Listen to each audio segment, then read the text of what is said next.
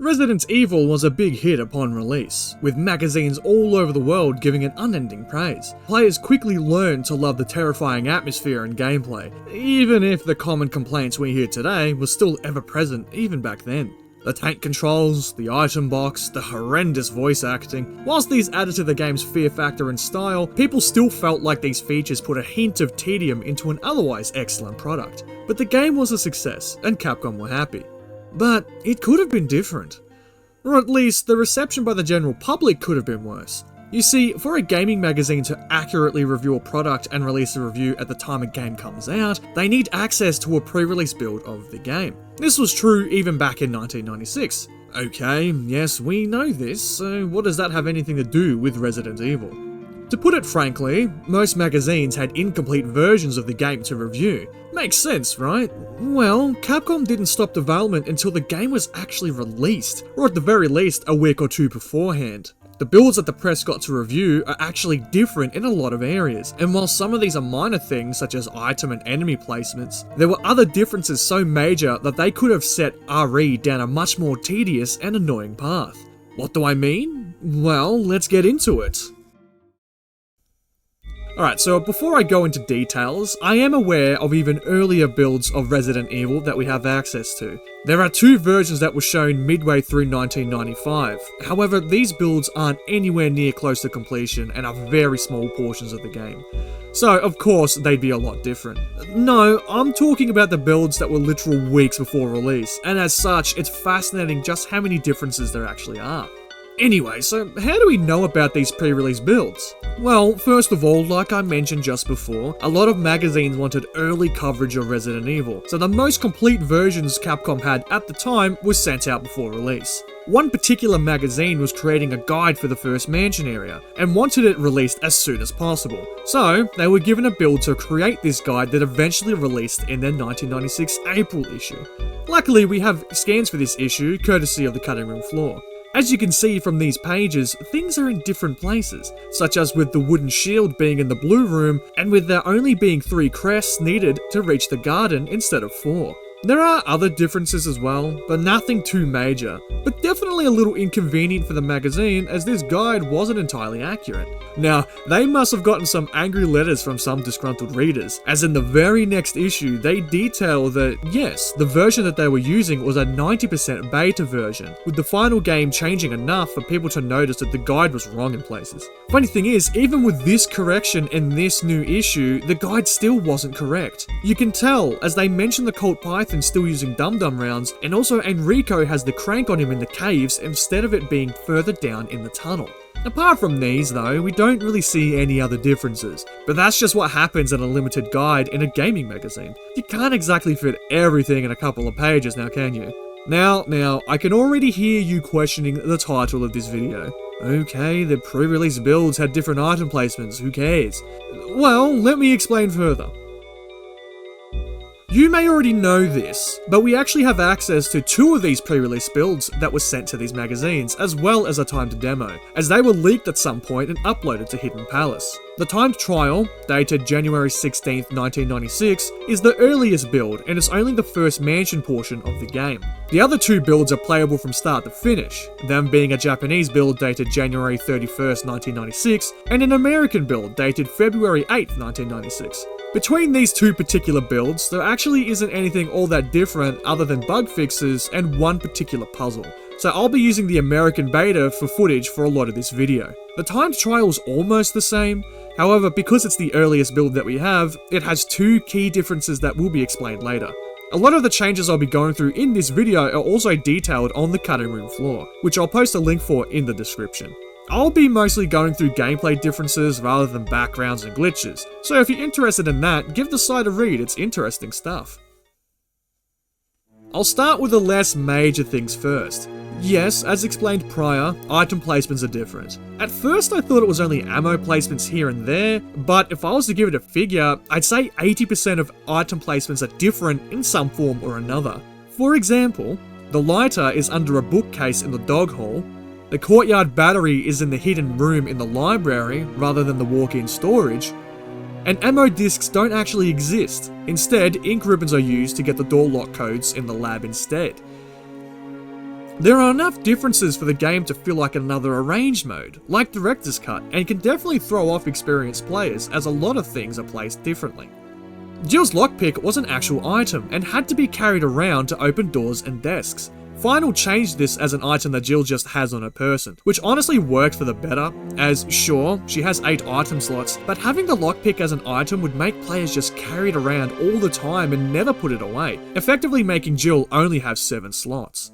Now, regarding puzzles, the timed trial has an extra armor statue in the room where you get one of the crests, although all it really does is cover the button, so it doesn't actually affect the outcome in any way. In the Japanese build, the hidden cave room with the second Doom book has a minor change that actually leads to a big old nuisance. Instead of using the hexagon crank to move the hidden wall, the game instead has us use the square crank. You know, the one we use to shut off the waterfall in the courtyard. This one little tiny change here is enough to make this puzzle infuriating on a first playthrough, as this means that once you find this hidden room, you have to run all the way back to the item box to grab the square crank, put away the hexagon crank, and run all the way back to use it here. I'm so glad that this was changed, as 1, both cranks look the same in the inventory and still confuse me to this day, and 2, it is just unnecessary backtracking piled on to an already backtrack heavy game. Now, believe it or not, weapon balancing also hadn't been finalized yet. The handgun largely remains the same, however, the zombies in these builds are incredibly weak to the handgun, taking a minimum of 3 rounds and a maximum of 7. Every other enemy is fine though, and takes the same amount of handgun bullets to kill as in Final. The shotgun acts a bit weird, as aiming up at a zombie will just result in a miss, rather than a clean headshot. One shots are still possible, you just need to shoot them in the chest at close range instead, which still works in Final, funnily enough. Okay, so just quickly, shotgun headshots do indeed work in the timed trial, which is really weird considering it's an earlier build than the others. Anyway, the Colt Python had 2 ammo types at this point, the normal Magnum rounds and the more powerful Dum Dum rounds. The normal Magnum rounds are actually only good against zombies, where they headshot them instantly, but apart from that, they are incredibly weak, basically having the same power as a close-range shotgun blast. Dum Dum rounds were more powerful and brought the gun up to be in line with the release build, one-shotting everything except bosses. Obviously, this complicated things a little and added extra items for our character to tug around in an already limited inventory, so they just removed the second set of ammo and swapped the damage values over to make the Magnum a beast from the outset. The grenade launcher could also swap rounds at any time, like Resident Evil 2 onwards, meaning you don't have to expend the entire magazine to load different ammo in. The Magnum also had this feature. Why they removed this is honestly beyond me, but I'd say it was due to technical difficulties found much later in development. The flamethrower also had spare ammo pickups in the caves for Chris to use. Considering you only have the flamethrower in, 5 rooms? I can see why they removed this pickup, as it would just clog your inventory for no reason, even after you leave the caves. Speaking of balancing, ammo placements are almost entirely different, making for a very interesting early game.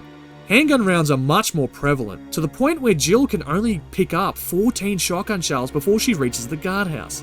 This means that the handgun remains the primary weapon for a while, as Jill simply can't afford to take out everything in her way with the limited shells. Grenade rounds are still prevalent though, and the earliest you can pick them up is actually on Kenneth, replacing the handgun rounds that Final has. The biggest difference is obviously with the Colt Python, as mentioned before. Due to its 2 ammo types, its pickups are everywhere once you reach the mansion basement. However, there are only 18 Dum Dum rounds in the game, hidden in out-of-the-way areas, meaning that the other pickups are the generic rounds, which again are only good for one-shotting zombies, as dogs, hunters, and chimeras take 3 shots to kill at minimum. Without finding these Dum Dum rounds, the Magnum is effectively no better than the shotgun, and just ends up being a nuisance to use, as you need to be far more accurate with it due to it being a single-shot weapon compared to the shotgun's pallet spread. Lastly for this section, and one that baffles me a little, is the amount of enemies in the game. There's almost half.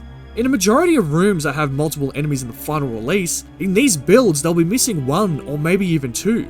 It's extremely noticeable in the guardhouse, as it has no zombies at all. The only enemies in this area are the spiders, the sharks, and Plant 42. Another notable area that lacks enemies is when you come back to the mansion. The second floor U room doesn't have any hunters at all. And even in the labs, with the chimeras, there's a maximum of 4 of them instead of 8.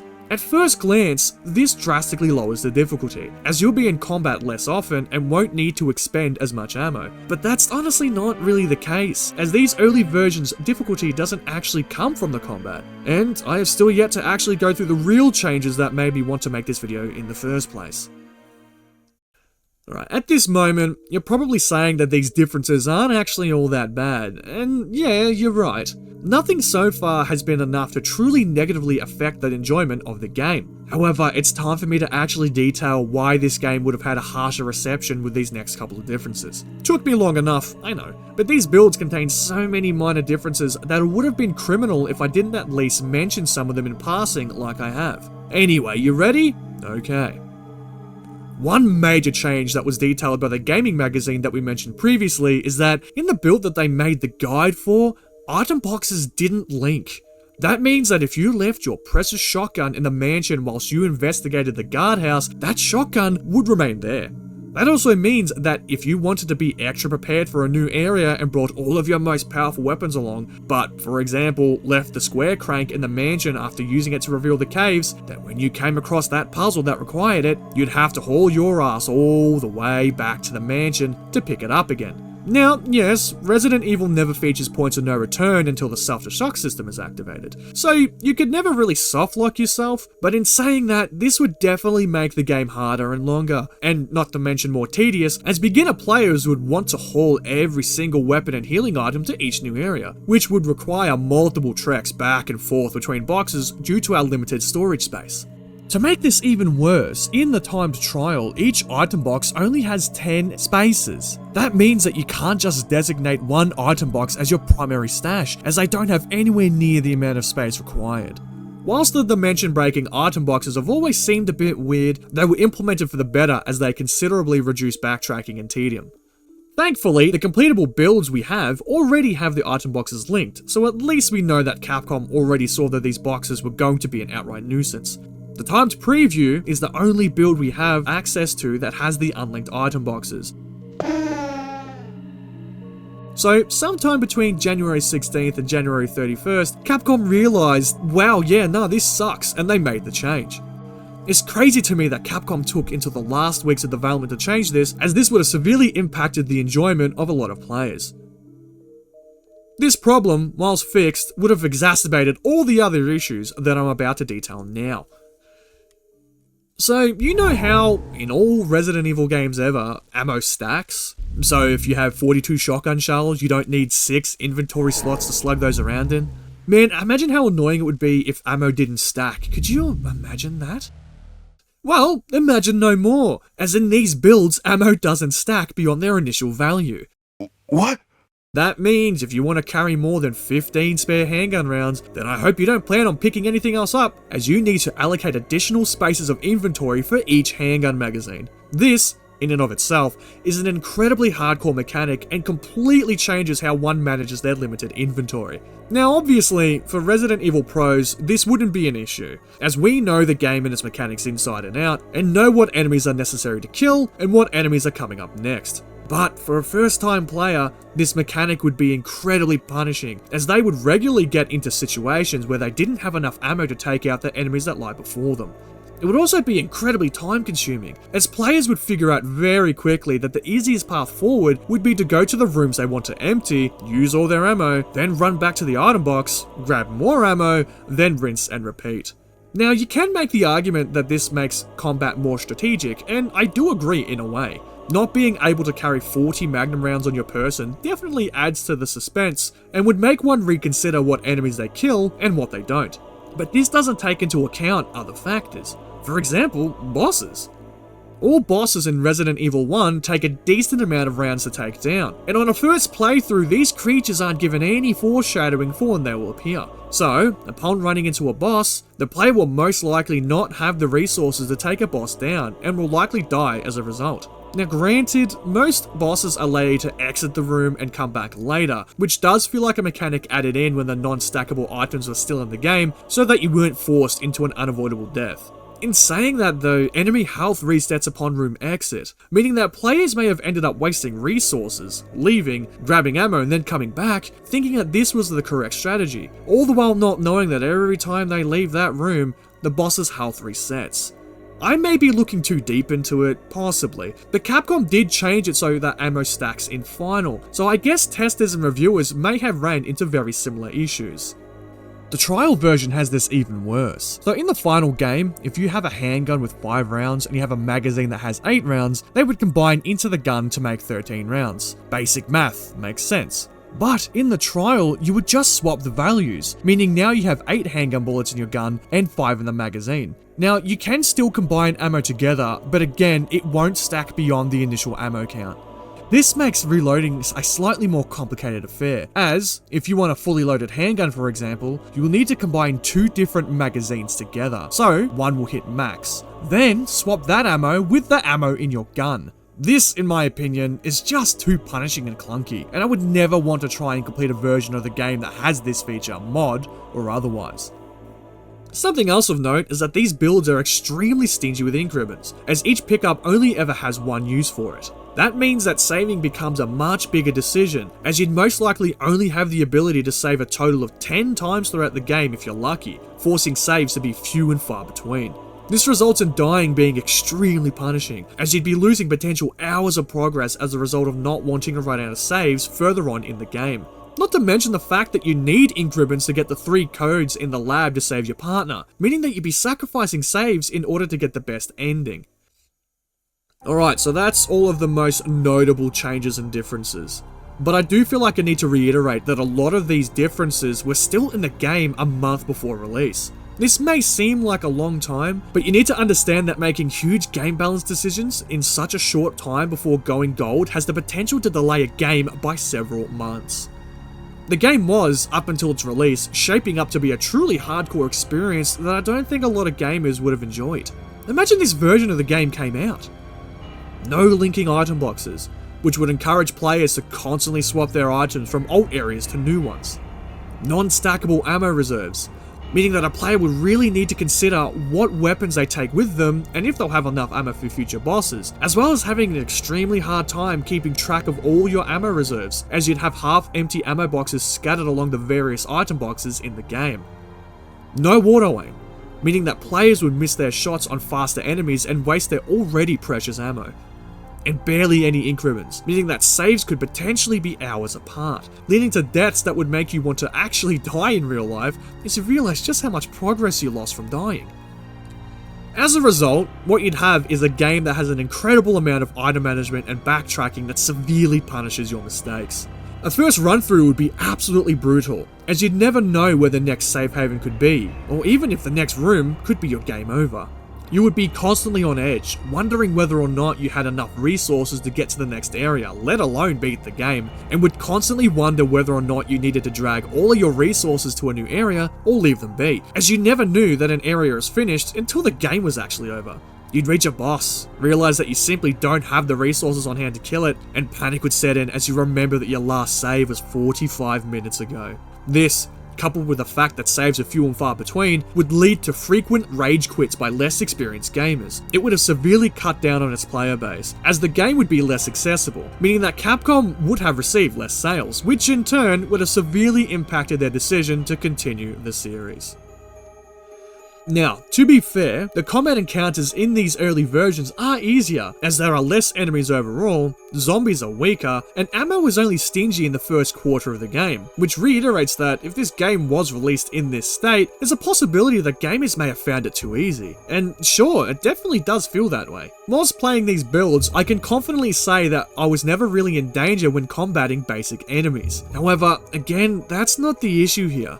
The difficulty doesn't come from the combat, but rather from the inventory management. A majority of my playthroughs for this video was spent running back and forth between the various item boxes to stash ammo and key items, many of which you wouldn't find on a first or second playthrough. Most of the ammo is still placed in areas that are hidden from plain view, meaning beginner players will miss them, and even if they did find them, they may not even be able to carry them yet. So yes, we have less enemies, but when you can't even find the ammo, or carry enough for you to deal with said enemies, then we have a real problem on our hands. Not to mention that, again, the item boxes originally weren't going to link. This makes inventory management worse 1,000-fold, as you'd most likely lose track of ammo stashes in the various boxes throughout the game, making being fully armed an even harder task.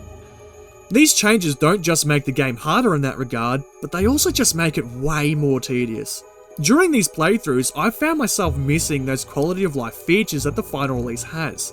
The amount of time spent backtracking, putting away items, coming back to grab ammo, all the while having an empty mansion because I had killed the little enemies that inhabited it, led to times where I was just zoning out. My playthrough for the first run that I did was 2 hours and 33 minutes, which granted isn't that long, but remember, I've been playing Resident Evil since I was about 8 years old, so this is an incredibly long amount of time for me. To be fair, it took this long due to me wanting this video to be as accurate as possible, as most of this time was spent grabbing most of the items that I came across.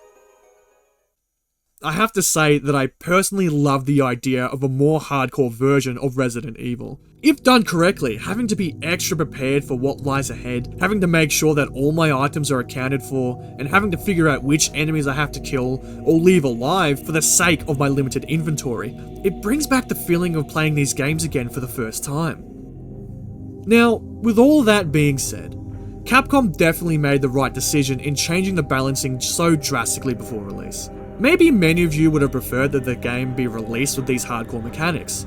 You have to remember though, that when this game came out, there was nothing like it on the market. So releasing a game in this state may have been a bad move, and Capcom knew this. They knew that they had to release a game that was challenging but fair, as it was extremely important to secure the sales that ensured that the game was a success. I do genuinely believe that it still would have sold well, but who knows where the franchise would be right now if the game was released as originally intended. Maybe it would have been the same, just with some minor alterations early on with Resident Evil 2 and Resident Evil 3. Or maybe they would have stopped at the second game like originally planned with 1.5. We'll truly never know, but it's fascinating to think about. Either way, what we got was a truly great experience, and whilst it is surely dated now by today's standards, as well as not being terribly difficult, it paved the way for the monolithic series that we have today. And if you really want to play an RE as punishing as what's been described here, you can always play these pre-release builds to get a taste of what could have been.